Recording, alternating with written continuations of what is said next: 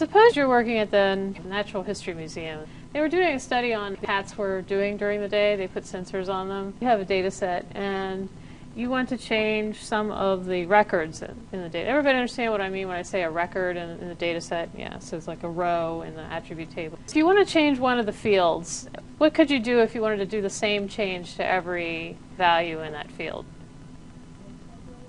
Yeah, you could call the calculate field tool. If you're doing it in a script, you could do it that way. If you want to make a change to some of the rows, but not all of them, do we know a way to do that yet? Well, that's what the cursor can help us do. We can say, all right, for all of those records where the cat name is Morris, we want to change the food intake because that got recorded incorrectly. We could write a conditional statement and use a cursor. When you hear the word cursor, if you're a computer user, you probably think of this thing that I'm moving around on the screen, right? Which points to things. And you know, I can click in here and then I get a little blinky thing that's there, it's waiting. So when we're talking about cursors in the arcpy diagram, we're actually talking about something that's pointing. You can think of the cursor as something that points at the first row of an attribute table, and then it points at the second row of an attribute table, then it points at the third row. You can use it to loop through your attribute table and update Morris's food intake, because you can then check that your cat name is Morris and then update the number of ounces of food based on the fact that you've checked that it's Morris. A database cursor is a control structure that enables traversal over the records in a database. The purpose, looping through GIS table rows. These shapefiles and with the feature classes and the raster data that has tables with it, you have this proprietary data source that if you open it up in WordPad, you're going to see gobbledygook. So you can't just use regular file reading, which we're going to learn as well. You have to use something that's written to look through these proprietary tables. So that's what the cursors are for. Pi gives you three kinds of cursors. One is a search cursor, one's an update cursor, and one's an insert cursor. The search cursor only allows you to look at the data and not change it. And the reason you'd want to use that, sometimes you actually want to look through the data, get information, but you want to make sure you don't change any of it by mistake. Then the update cursor allows you to look at data, but it also can change or delete rows. The insert cursor allows you to add. A few years ago, they updated ArcGIS to 10.1. 10.1 and above have these newer kind of data cursors. The old kind of cursors are still available, so if you find code that you need to use, you may want to know how to use those as well. But they're almost the same, but the parameter requirements are different. And of course, if you look at the signature, you've got a DA in here. And that's because they're using this data access. The newer ones use the data access module. DA stands for data access. So they say the DA are significantly faster than the older ones. So when you have a big task, that should be the one that you use. You guys are familiar with the ArcGIS resources, the help web pages. If you search on update cursor, for example, it will bring up both of those kinds of cursors. If you want the more recent one, you need to look for the DA. Take a moment to look at the help for these guys, the update cursor and the field object, and try to answer the questions that you see here. Number one, list the input parameters for the update cursor function, which ones are optional, and decide what the update cursor returns. Number two, list three properties of a field object and list the possible field types. So take a moment and go over to the help section and try to answer these questions. Pause your video unless you're ready to hear the discussion of the answers. Okay, so now the answers are in the notes section of the slides. So number one, as for the input parameters for the update cursor function, those are in table, field names, where clause, spatial reference, explode to points, SQL clause, and that's it. But those last 4 are optional, and we can tell that when we look at the signature for the just above the parameter table and just below the word syntax is the signature, and you'll see that those parameters which are optional are surrounded in curly braces. The update cursor returns an iterator of lists. That's what the instructions say. An iterator is just an object that can be iterated upon. In other words, an object that can be looped over. It's an object that returns data one element at a time. So in this case, the iterator contains, each time you get to a new row, it gets a list of values of the fields that you've asked for.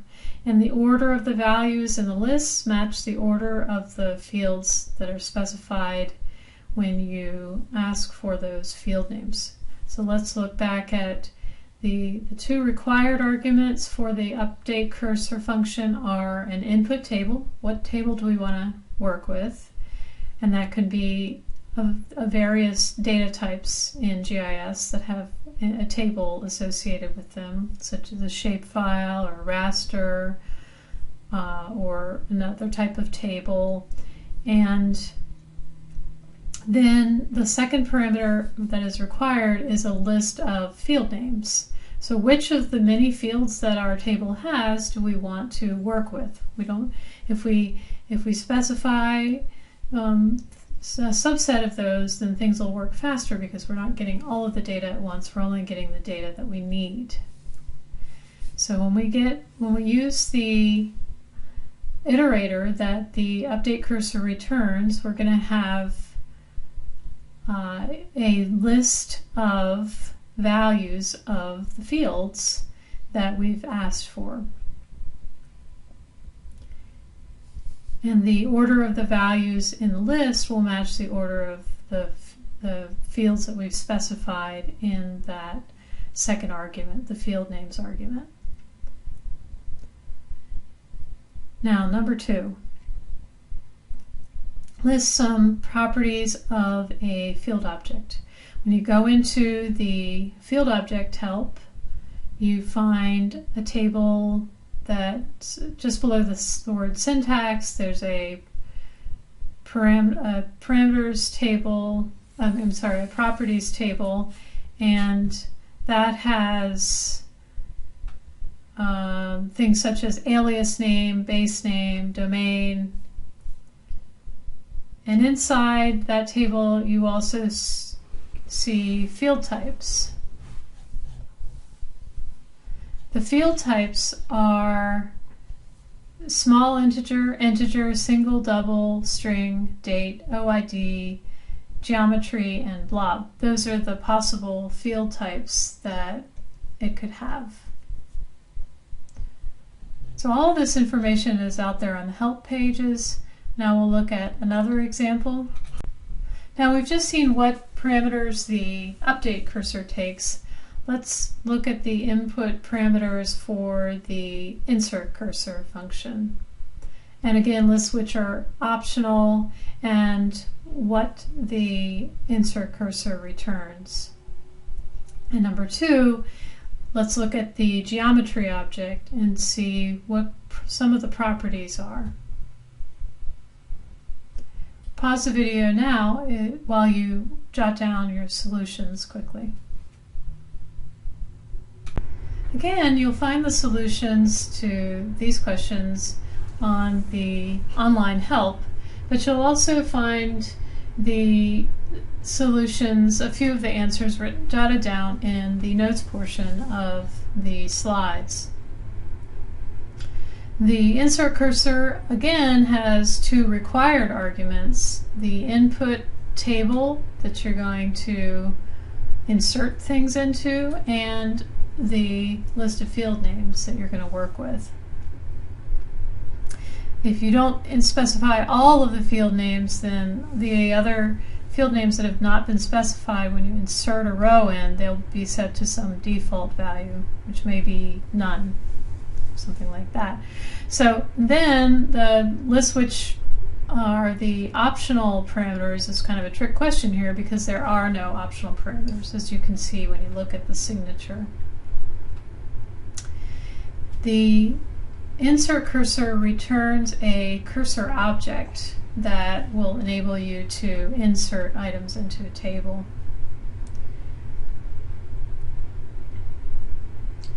The three properties of a geometry object start, you can look in the table that says properties. Start with JSON, area, centroid, extent, and so forth. So there are lots of geometry related properties that you can read or read and modify depending on what context you're using this in.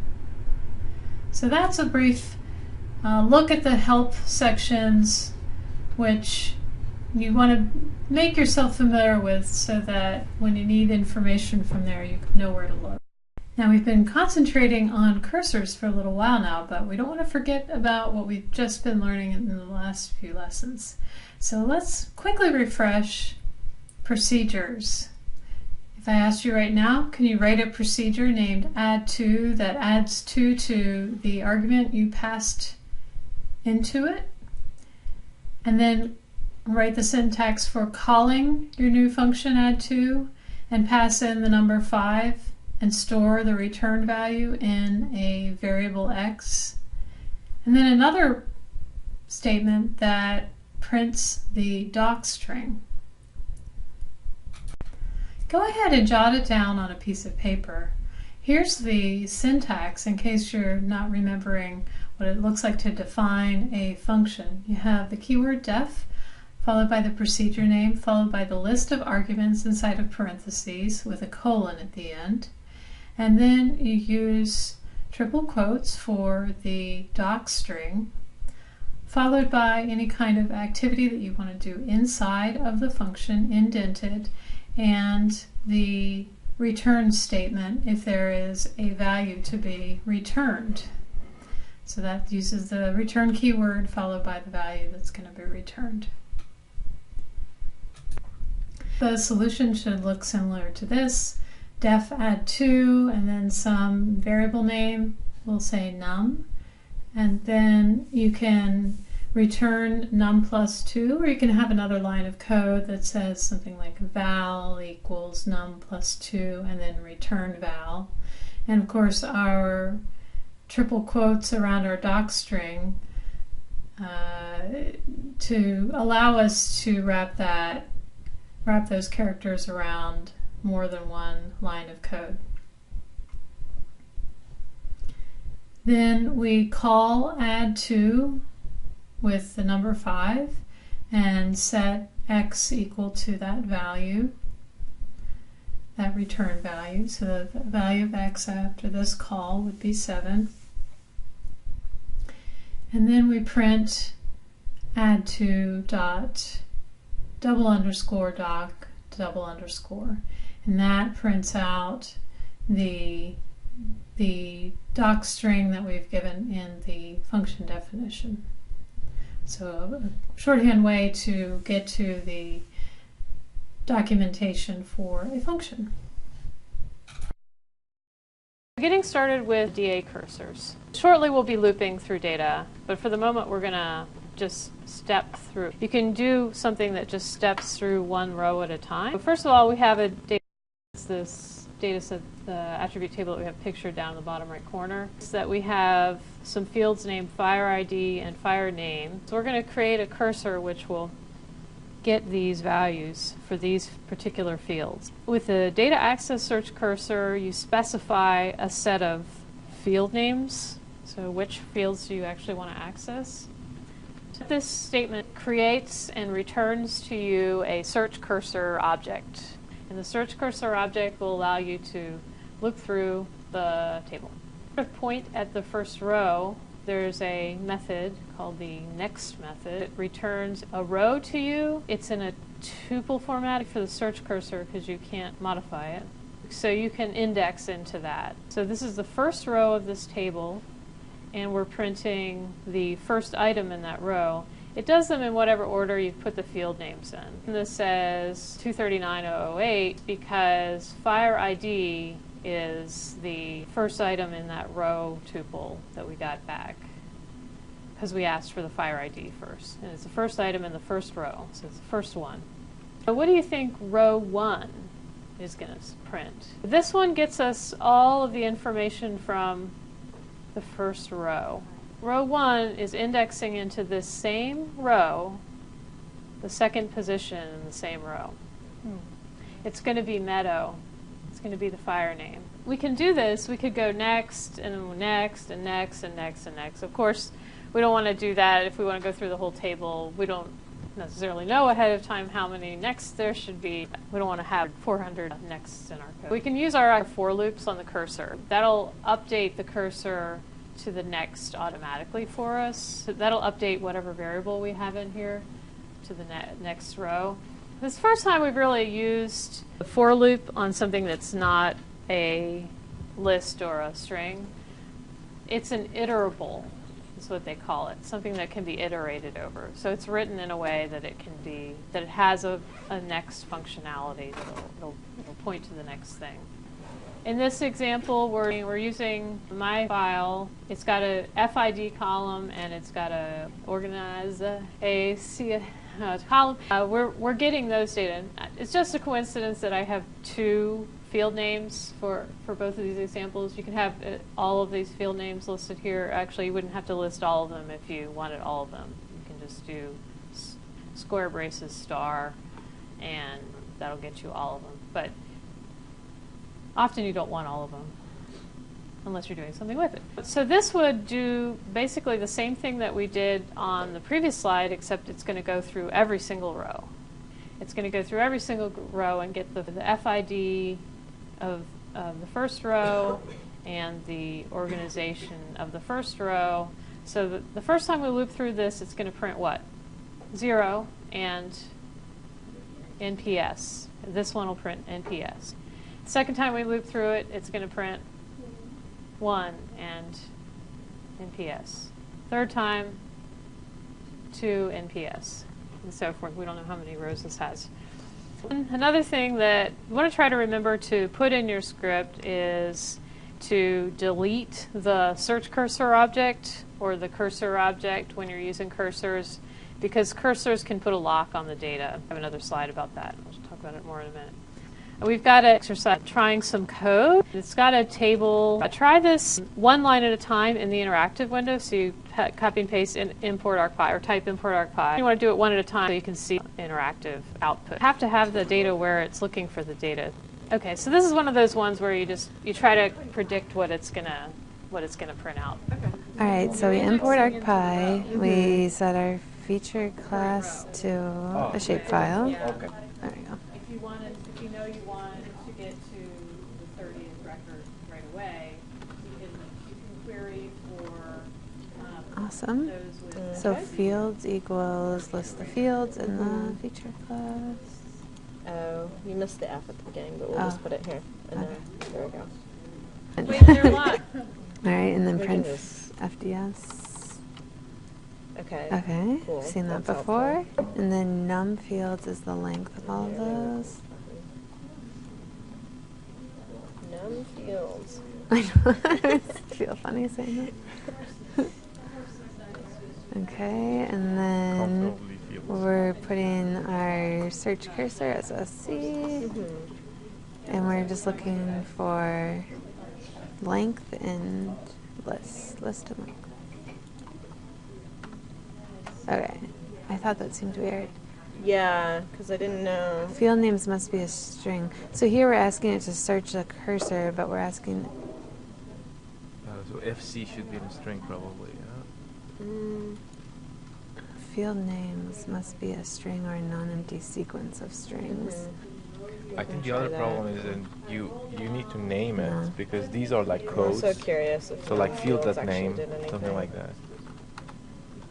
Okay, so that is reasonable. What is? But then FDS is just a big code. FDS should Yeah. be FDS.name. Oh yeah, something you're like right. You're right. Dot name. So we have to. This is where it's going. Okay, so just so we understand that's why that didn't work. Mhm. Okay, so Yeah. field names, yeah, so that's what you just said. Yeah. It's in the interactive. So That makes sense. all that in the interactive. And now that will work. Yes. Okay, Okay. so then we run this again. Let's do both. Each statement in the interactive. I don't think you can do both. Oh, really? You Okay. can only do one line at a time. Don't rush it. Okay, Oh, yeah. let's see. Okay. Cool. So I got the first one up here? Yeah. Or Mhm. no, the last one. I don't know. It just says the search cursor object is. At, oh, I guess it's like at the first row, maybe. Mhm. Probably. Okay, Yeah. so row SC next. 0. And then row 0, row 2. Row 0 is. So that's right, because 0. that will be That FID makes sense. 0. And row 2 should be 1? Or what? Woods. Oh, that's right, it goes across. Yeah. Mhm. I keep not thinking that's how it goes. Okay. Row SC next. So same thing? Yeah, I guess it'll just give us the next line down. Ah. Does the So I wonder if the you'd cursor wanna is something you can control. Put this, yeah. Put this in a. That's cool. It would be It's 1. now 1, and then then- it would be whatever. Okay. Woods or whatever again. SC reset. Maybe Oh. puts it back at the beginning. I think so. Would make sense. And then row 0. Yeah. Yep. Puts And it then back at the row beginning. 1 would be polygon or something. No, because we set row. Oh, okay. We didn't reset. We didn't set row to the reset. Gotcha. Okay, so I guess the. So row 1. Is that not polygon then? No? Maybe not. No. We missed this line as well. So row SC next. Oh, okay. So I don't know what it did after the reset.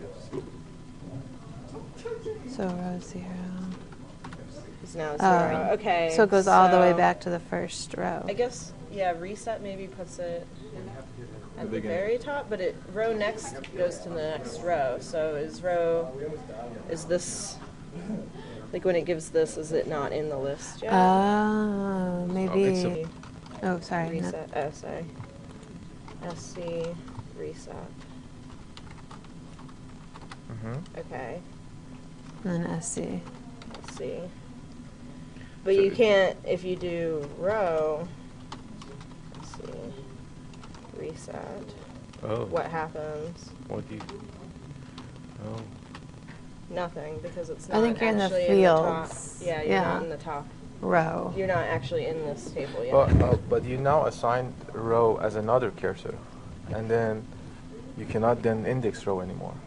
Row is now a different Well, thing. then what does SC reset do? It gives the cursor position back to the top. But that's not what it did. Because the Other- top. So do x equal, just use a different variable, x equals sc dot next, and see what happens. Just close parentheses. Yeah, I think so. Parentheses. And then, Okay. so then it gives us that first So row. It is back at. The 0th row. Mm-hmm. Okay, so the reset function resets it. It doesn't return the row. So you don't want to use an assignment. So Yeah. You Okay. just want to reset it. It's an action. It's not a return. It's returning none, right? So that's why it says row 0. When you tried to do row 0, it was like none type doesn't have an attribute. It can't be indexed like that. So if you type row now and enter, it's returning nothing, right? Yeah. Because reset didn't return anything. It just reset the cursor back to the beginning. Okay. Oh, it makes sense. Um, Can you go back? Like, do you have row so now previous? delete SC. Row the previous. I think we're there. So only next and then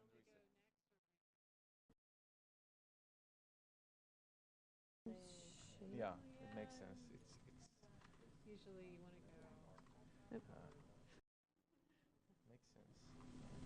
And then we're doing the search cursor. Well, it makes some sense if you have that. You think you print these all together? No. No, yeah, we Could be handy. we have to do one by one. Right, you've already gone past it. I You should have know. done what you were doing. I think that's why I type it, because actually my fat fingers, it's quicker to type it than That's true, yeah. copy and paste. Kind of.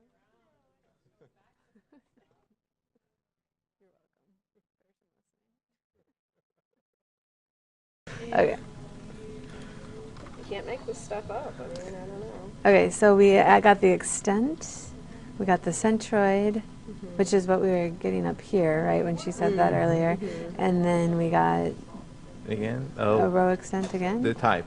Now we want to know what is the type of erosive centroid. But what is the difference between those two? Nothing. Did the extent change? Yeah, it did. It gives you some Yeah. coordinates, I suppose. Huh. Okay. Coordinates on the Interesting. centroid of the polygon. Okay, so then the type is a point. What type of object does row centroid return? Point. A I guess 'cause point it's a of it. centroid. Yeah. But is Object, yeah. but what kind of object does this return? I guess Point. is that it? Right? No?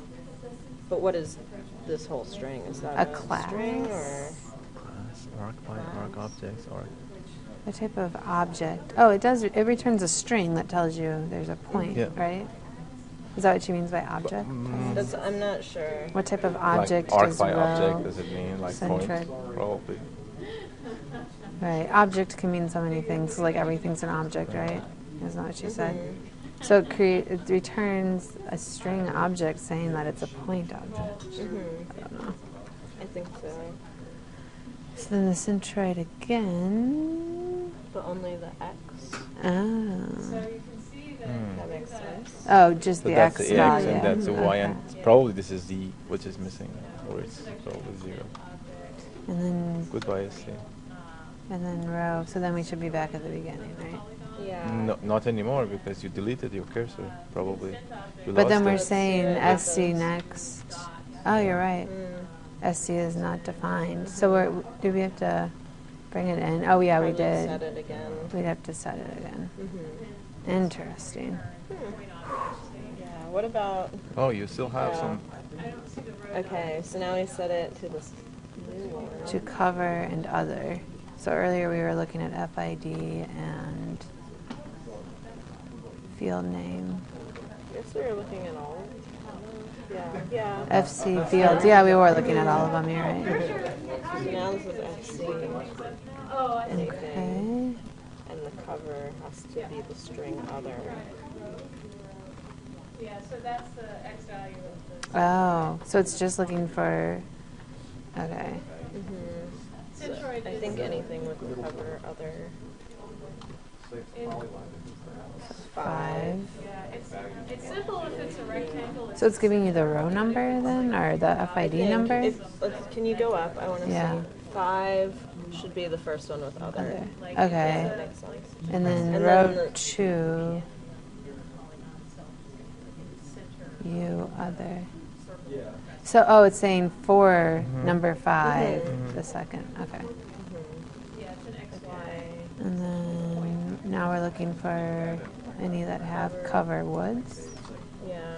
I'm not sure what this does. Oh. I'm not sure either. That's a good question. For S row and C. Oh, you're gonna print row, so you're gonna have lots of data now. You can't. I copy didn't- and paste 2 lines. Yeah. Okay, sorry guys. Really messed it up. Not like 100. I guess yeah. And then maybe you have to. Ooh, wowza. What other in Orch? Oh, Orchard. It's not finishing. no? Okay. Yeah, so I'm it took out scrolling. woods. That's what this did.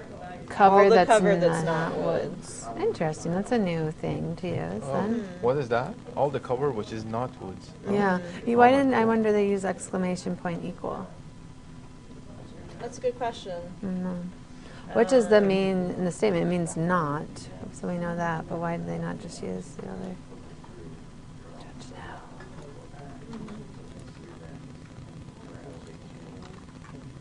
Okay, so here we're looking for FIDs of over 200. So row 0. So this should be 201.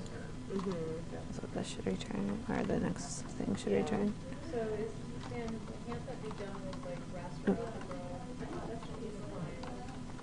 Yeah. Yep. Okay. All right. What is a row? What does SC reset do? It takes you to the top. How can you find the area of a polygon? That was extent. What does delete do? It removes the cursor. What do you think this statement does? Cover equals orch. But that's going to be everything that is just orchard.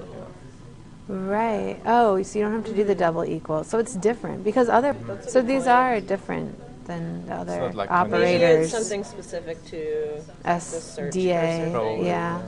What does this mean? Not use a search cursor with a where underscore clause to find rec. No, the first row idea is 22. So we would almost want to do a statement like this, but rec no equal to, or. Wait, what did it want us to do? Find the recno when it is? Yeah, it's when in the 22. line's 22? Okay, so these are centroids of the polygons. Find the recno. Find the recno, the row FID is 22. So it's good with a where clause. I don't know what recno. I don't know what field that's Record number. Mm-hmm. in. Oh, so we put FID equals 22. Yeah. Where clause is.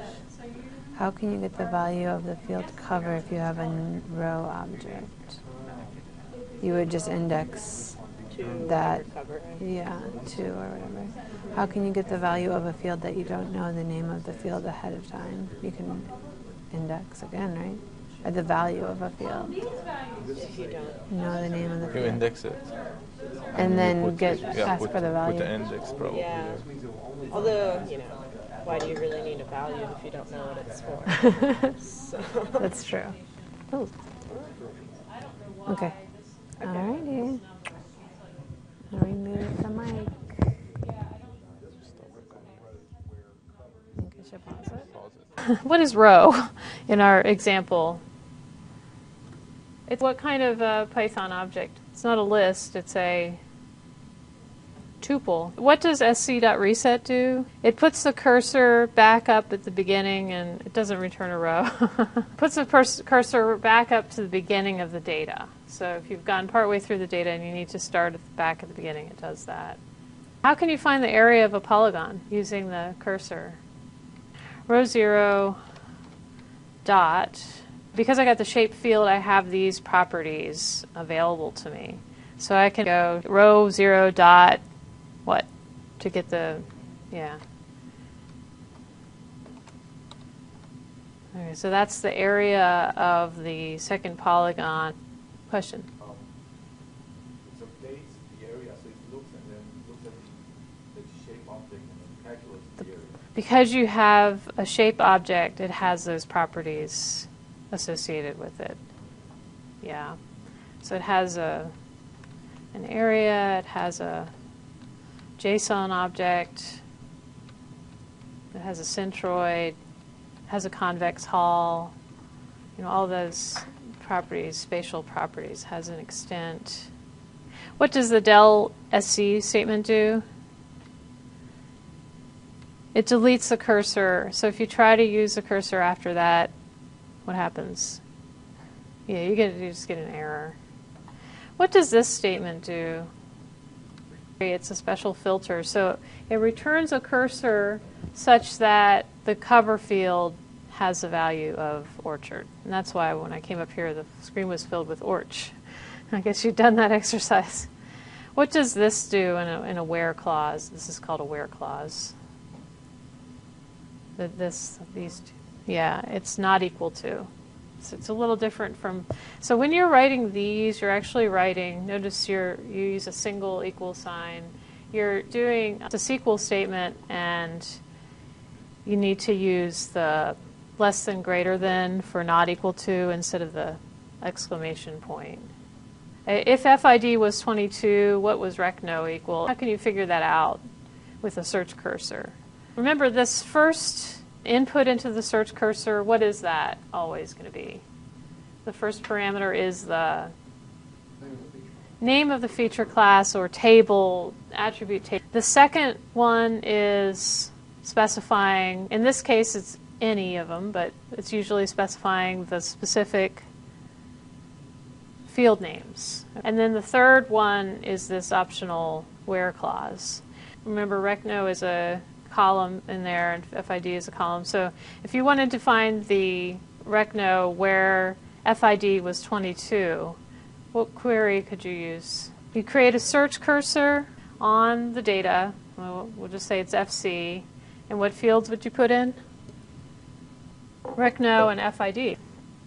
Or you could just get recno back. And what about the where clause? Yeah, you'd set a where clause that says FID equals 22. That would return a search cursor, and you could say row equals sc.next, and get row 0, and that would be the recno for that. That would give you 26 in that case.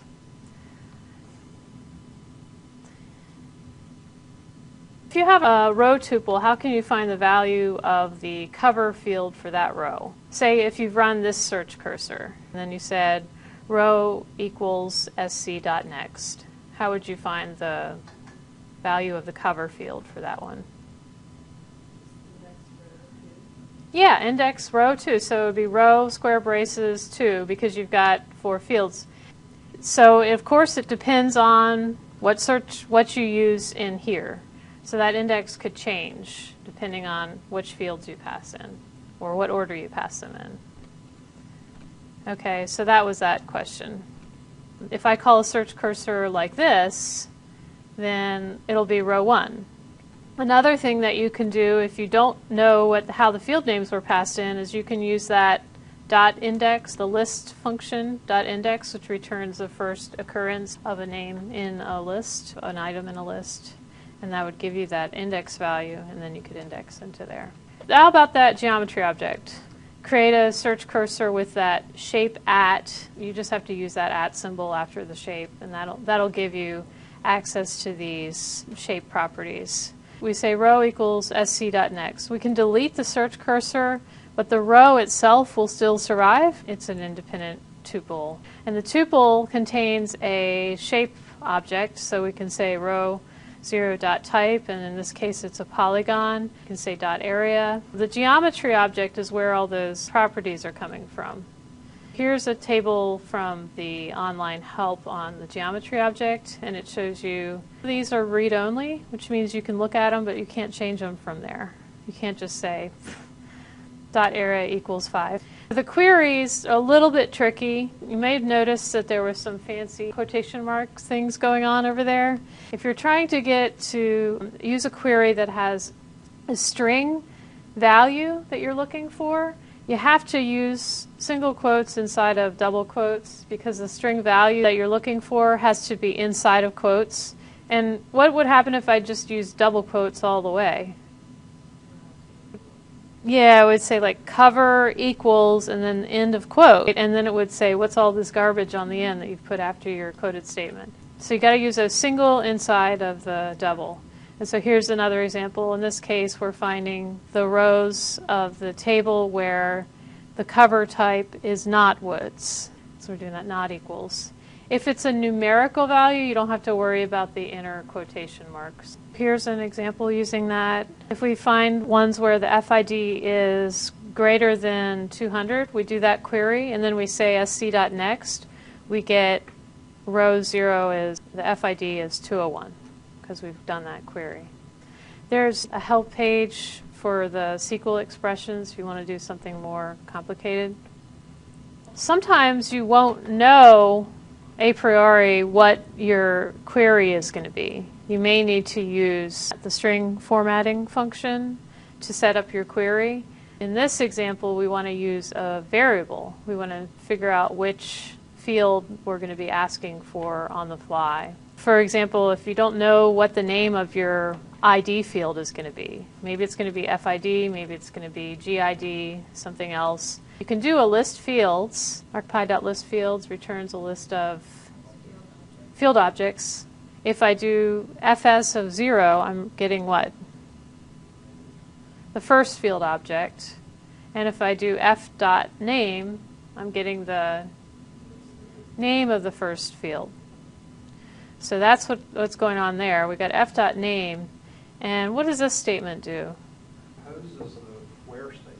Yeah, it composes the where clause. So it's an assignment statement. We're setting query equal to the string that we're creating over here. So this string has fill in the blank greater than 200. So what's going to fill in the blank in this case? FID. We've got this variable going in there. So it's going to be a query that'll say FID greater than 200.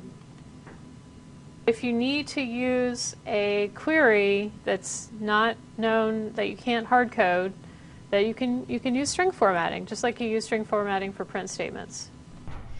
Now we're ready for another in-class exercise which explores insert cursors and update cursors. Go over to the schedule next to the cursor lecture. You'll see the in-class link, and you'll have to roll down a bit to get to the part 2, which is what we're doing now.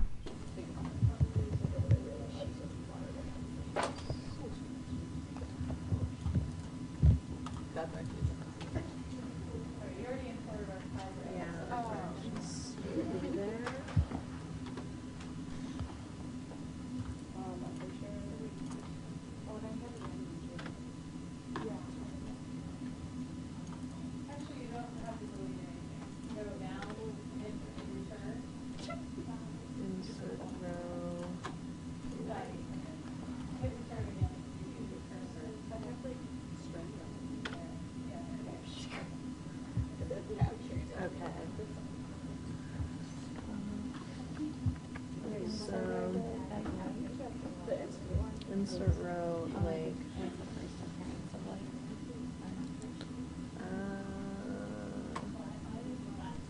delete I-save. So what does this mean? An inserted lake at 426, or? There's no example table. Or? I would think because Insert case. No, there's no example. You already said FCA, didn't you, in the previous session, or did you close it? I wrote it. Oh, yeah, I think that must be the Yeah. Road driver. I don't know. So it moves the cursor to the cover, something like that. Well, the cover is late. Good. It's moving the cursor to 426L. Oh, maybe 426L didn't have, or 426, I don't know what the L is, didn't have anything for cover, or it changed to cover to, no, because insert row, you would think that it would insert a row. Oh, Go okay. to Arc Catalog and check it out. Oh, okay. Is this the right? I think it's on the copy. See how on the left it's highlighting the copy? Mhm. Go to the right, because you actually operate on that one. Okay. So you're still It was- operating with your cursor. it's so locked. that's why it gives you this blank table. Do I need to delete it now? If you want to see the result, yeah. And then you can refresh. There you go. And then 426.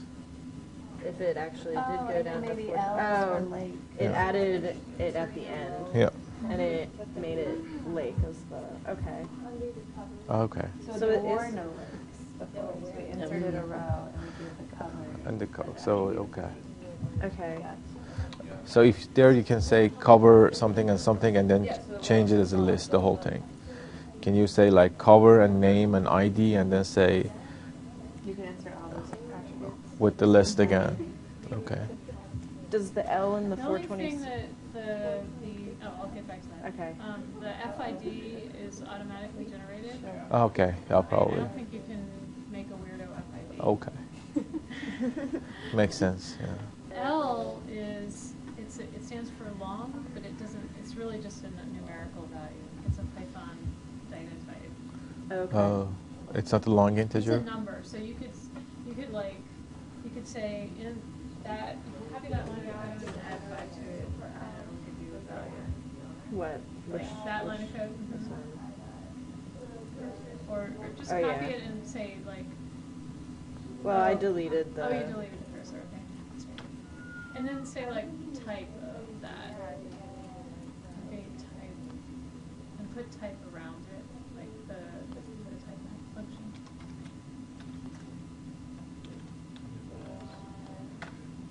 Oh, I see. It's still on the front. Don't you have to put the it's not run, or? I don't think it ran on top of it. I don't know, it's not sense. Try IC now, just to make sure it's there.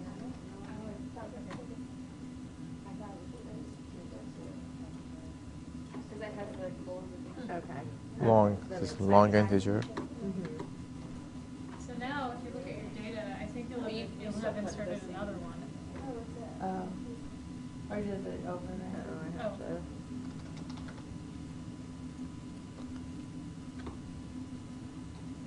Oh, yeah. Okay. Can you check what is the FID data type here? Yeah. And you can insert a shape as well. You're asking about, can you do all of the fields? You can do a shape, but you have to create a cover shape object. So you'd have to create Okay. a polygon object. I really Yeah. Okay. There's some examples in the chapter on creating a line object. It's the same thing. You have to create like points and then use an array and create a polygon. I need to do that. Cool. No, I was thinking because normally when you want to calculate area, it's very tricky in GIS because then you need to update your geometry and then sometimes it gives you the area, but it's not the area that you edited. But this thing seems like to be like on the fly calculating whatever geometry you have there, so it's very much dependable. So it's going to do what we just did. None of you guys watch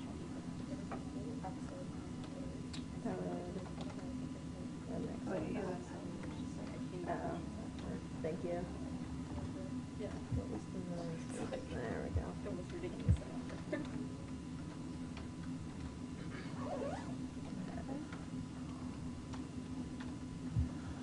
So yeah.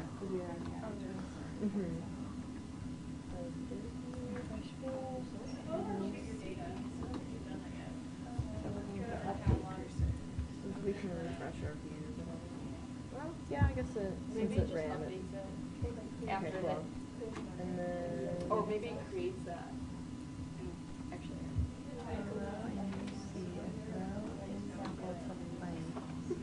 Row 3C is equal to 1,000, so it's going to give it a record. 3C. Instead of having Interesting with this one, it uses. Because you're not in the where. Yeah.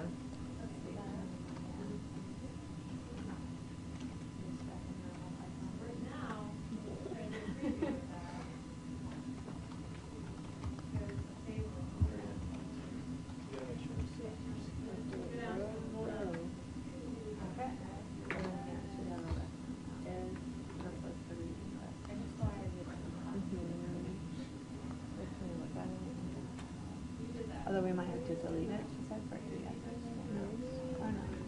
Okay, so no, yeah, it updated everything that had a link. So then now That's 1,000. interesting though, because you said only for time. Oh, no, that was up here. Sorry. Yeah. Okay.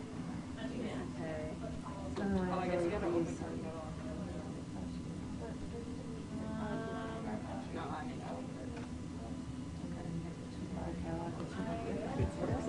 No. I would be surprised. Yeah. Yeah. Okay. That's Alright. fun. It was kind of fun, yeah. Gonna update them all to Lake. Right. Go crazy. Okay. Okay, good. So you saw what the insert cursor does. If you looked at your table, you were adding stuff to there, and the update cursor actually modified the data. So one thing that's easy to forget about the update cursor is to use the update row function. You can do row equals 3 till you're blue in the face, but the table isn't going to change unless you say uc.updateRow and then pass the row with the modified values in. Because it's committing the change back to the data. So the variable row itself, in this case, is just a Python variable. You're changing it in Python's memory, but you're not changing the data itself. So it's a little different than the search cursor. You're just reading.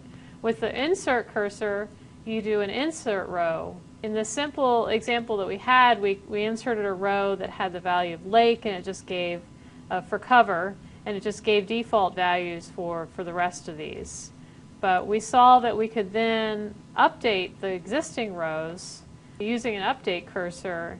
Instead of doing a query in the first place with the cursor, we can use a conditional statement inside of there. And then we're running through all the rows. It's not something you want to do if you have a huge data set and it's going to take forever. The query itself will be faster. It'll do it faster for you. We can say, all right, for these rows, I want to do an update, and then you can do an update. And you saw what happened with without deleting. That caused issues. The delete row is different from the del cursor. Delete row is if you want to remove a row from the table. If you have an update cursor, you can do that.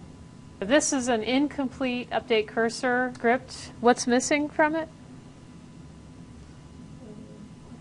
Yeah, this is the example that I was just showing you. That you have to have a uc.update row in there. If you look before and after are identical. You got to have that statement in there for this to actually change. The delete method will delete objects for you. This is an example. If you look in your Windows Explorer while you're using Interactive Window using one of these cursors, you'll see a new file, like an SR lock or other kind of lock in there. Those are the locks that you're trying to get rid of with that del. You can actually see them in Windows Explorer. It's not deleting anything except for a Python object. Finally, the with statement, the with as, you will see this in the online help for the cursors. It will look like this with the search cursor statement or the update cursor statement, whatever you're using, as, and then a variable. That creates a iterable as well. It's equivalent to sc equals blah blah blah search cursor, and it allows you to then have a search cursor object and iterate through it. You still need to have a delete statement. Despite what the documentation says, you still need to use a delete statement to unlock those cursors. If you're using it outside of ArcMap or ArcCatalog. If you're using it inside that Python window, remember the Python window inside, it'll release the locks for you. But if you're using it in your standalone script, which you'll be doing for your projects and your homework, to delete. If an error occurs while your script is running with a search cursor, it may not reach the del statement, and so the search cursor may not be deleted, and therefore the data could get locked. To ensure that the search cursor is deleted so that the data is released, you can use error handling with a delete statement inside of the except block. So if you look at this example, we have created a search cursor with just one field, with the FID field. And then we try to loop through the search cursor and print row 150. That's going to throw an error because, an index error, because there will be no 150th or 151st item in row. Row is only going to have one element, the FID. So this means that when you get to that print row 150 line, the code is going to throw an exception and it'll jump to the except block. So it won't reach that first del SC statement. Instead, it'll go to the except block, it'll print an error occurred, and then it will print out the exception that occurred using the traceback module. And finally, it will delete that search cursor. So because we have that search cursor deletion statement inside of the else block, we can ensure that that search cursor is deleted. A word of caution, sometimes you want to check if that cursor still exists before you call that delete command in an except block. So you might want to say if sc :del sc. You'll see that in some of the sample code. So that way you're ensured that your search cursor is deleted if it exists. We saw in the in-class example how to insert a row using the insert cursor. You have to have the new row object created, and then you set the values of the field for the new row object, and then you insert the new row. So in this example, we have a statement that gets the insert cursor on a data set called myfile.shape, and it's going to use just one of the fields, the record number, recno, and we put that in as a second argument. And then we can call the insert row statement on that insert cursor using a value for the record number. In this case, we want to set the record number to 82. So we pass that into the insert row method, and then we call the delete statement for the insert cursor. Now this is a very simple example that just sets a numerical value. What if you want to insert a geometric object? The new record that we created on the previous file just added a record without having a geometry associated with it. So you'd only see it if you looked in the attribute table, but you wouldn't see it on a map. If you want to affect the geometry, you have to deal with the shape field. The shape field requires an extra step. You have to first set up a geometry object. There are various geometry object types. We went over an in-class exercise that talked about this. The point, polyline, polygon, and so forth. Here's an example for creating a point object. There's a arcpy method called point, and we can store the return value in a variable. So we say my point equals arcpy dot point, and then specify the longitude, latitude. Then I have a second example there. The line example is a little bit more complicated. You can create a line by building points and putting them in an array. So the three lines of code that are at the outset are creating that array. So we have an arcpy dot array method, and inside of the parentheses, the round parentheses for that whole data set is for that entire method is a list of arcpy point method calls. So on the first row we call the first point. We pass in the x and y values for those. On the second row we create the second point, pass in the x and y values for those, and the third row has the third point. And then we close the square braces, and that is the end of the list that we're passing in to the array, and then we close the round braces, and that's closing the array method call. On the last line, we are creating the line.